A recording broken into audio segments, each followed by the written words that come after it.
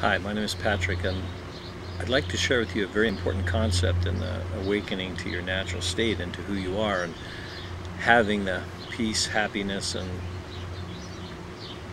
joyful life that I believe we're all meant to live. And that is, once we understand that who we think we are, the identity that we've lived and come to believe is our reality, is a construct. It's a structure that's created in thought from a very early age, and it's simply not true. Who we are is not.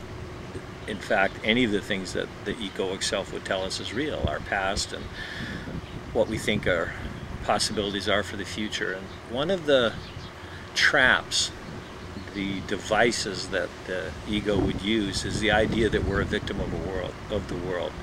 We believe that our reactions or our experiences in life are caused by other people. There are many examples of people in life, whether it's in athletics or in relationships or in sports, who have overcome their circumstances to live incredible lives. And if we were to dissect each moment, we would realize with each of these examples that the person didn't believe they were a victim. Something happened in their life, or they had a situation that they were dealing with, and they decided they would look at it differently. That's the power that the mind has. No matter what's going on in your life right now, you can look at it differently. You don't have to be a victim of the world. And it takes an incredible amount of courage sometimes to realize that we can choose to look at things differently. And it's the power of the ability of the power of our mind to look at things differently and to choose how we're going to respond to it. We are not the victim of what happens to us.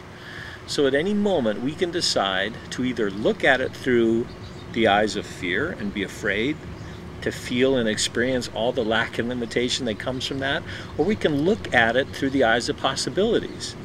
Every single moment of our life we have the ability to choose to look at it through the eyes of fear or possibilities and love.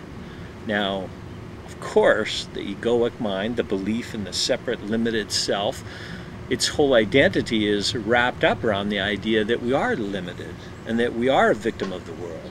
So it doesn't want you to look at this. It will do everything in its power to have you believe that who you are is determined by the world outside. Your parents, your past, what you look like, where you live, whatever number of scenarios, any scenario it can come up with, to have you believe that you're a victim. You're not a victim. You can choose to look at your situation differently. It doesn't matter what it is. In fact, once you realize and look carefully and clearly at the fact that it is believing our thoughts that determines our experience, you're on your way to freedom. Once you clearly see that it's not what happens to you, not the thoughts that you have, but the fact that you believe them, to be true, that's the determiner of your reality. So let's just take it real simple and real clear right now. What is it in your life that you believe is limiting you? You think I don't have enough money, or I don't like my job, or my family, or my past, or I have this illness. Doesn't matter what it is. What do you think is causing you your limitation? Write it down on a piece of paper and look at it. Say, okay, I'm unhappy because I don't have enough money. Is that true? Is it really true? That's why you're unhappy. You don't have enough money. Can you know for certain that you do not have enough money? Once you see clearly, there is a possibility to see that maybe that's not true. Maybe that isn't true. Maybe you actually have enough money, but you just want more. Once you clearly see that it is your thought that you thought was limiting you is not true, now a doorway opens. Now you have the possibility of seeing something else. Well, if it's not true, then what is it about that? Or what is it in that thought? What power does that thought have over you? Well, you believe that power is what determines your happiness or not. Is that true? So the fact that I don't have enough money is making me unhappy. Is that true? Well, once we begin to investigate, we discover that it's not the thought, I don't have enough money, that's creating my unhappiness. The fact that I believe that, and the fact that I think that I need to have a particular reality to experience happiness. There are all kinds of possibilities. We can actually be happy at this very moment no matter what our outer circumstances reveal. In fact, they don't reveal anything. They reveal an illusory world that we create with each thought, each moment, and it changes. In fact, in 5 minutes or in 10 minutes, you could believe something completely different. You could, in fact, have money and not know it. Or you could give all your money away and then feel like you should have had money. There's a whole endless series of thoughts that will create with each one a different experience. Once you realize that your thoughts and believing them is what creates your reality, then we can choose to let them go. And once we do that, we realize that it's not our thoughts at all, that who we are is the one that's aware of the thoughts. Who we are is the consciousness that's allowing thoughts to give our attention or not. It's our consciousness, our awareness, or the consciousness, awareness that's watching this. That's who we are. And here's where our freedom lies. You can spend your whole life changing your thoughts or being lost in thought. It doesn't make a difference. Who you are as the awareness that all of these things arise in has never changed and will never change. And the more attention that we give and allow ourselves to have of this truth, the more we begin to let go of the attachments to all of the things in life that scare us, the things that we think are so important and so real. And we begin to understand, as I have, and have been more in the last number of years, that all of the things that we have gone after in life, thinking that they will make us happy, will not give us the lasting and significant meaning and freedom and peace that we thought they would. Once we have let go of our outer search and begin to look within for the answers, a deeper meaning begins to grow in us. A growing awareness of the truth of our existence,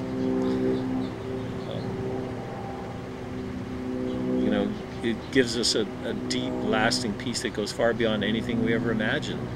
And my purpose here is to, in whatever way I can, help you see that you have that potential within you. You may be just beginning on this path, or you may already have had many deep experiences of this, but remember that right now at this moment, all of the stories that continue to go through our mind of what we've been through and who we are and what's possible, we can let them go if we want. We don't need to believe them. You can let go of anything and experience a deep sense of connectedness of who you are, and a deeper feeling of love and peace and joy than you ever imagined, because it's your natural state. You can't change that. There's nothing you can do to change that. I'm laughing because some of these messages that I share flow so naturally and easily and more coherently. And this one, my perception, the egoic perception, is that it's disjointed. But you know what? None of that matters. The identity and your fears and all of the things that you think you need and that are important to you are just the surface, like waves on the ocean. Who you are, who we all are, is the ocean itself. So it doesn't matter what's happening on the surface. You can have a chaotic communication. You can have a chaotic life on the surface, and at any moment realize the truth of your being in the midst of that, just like I am right now. I'm laughing because, oh my gosh, this sounds so disjointed and confused, and you know what? That's okay. Doesn't affect who you are. Who you are is the ocean, and the waves can smash against the rocks and forget what they were saying and any other number of things. And you know, in a way, that's kind of the beauty of it. It's like bloopers. I'm going to allow this to be seen, and the egoic self, the Patrick that I've come to be fooled by for so long, and his attachment to how things need to look, perfect and sound perfect and flow perfectly, can't touch who we really are. I mean, the surface of who you are can't touch who you are. Never can, and it never will. You are consciousness. You are a being of light. We're all connected. We're all part of this incredible unfolding. And as we let go of our attachments to the outer form, we begin to live from a deeper level. And it's from here that the incredibly beautiful richness of life is revealed. And that's what's happening on the planet. It's an ever unfolding awakening of this greater truth. And if this can, like I said, help in any way, then glad it can. And if it doesn't help in any way, then just let it go. But thank you very much for your courage and your willingness to search for the truth. I think that is the most incredible quest that we're all on, is that we're all drawn to some deeper meaning. And I think that's why we have all these different desires. But once we turn these desires from the surface and from the form and begin to allow them to go deeper into the formless, then it reveals our true nature. And I think that's the most incredible journey that we're all on, the journey without distance. Thanks, and I'll talk to you soon. Bye.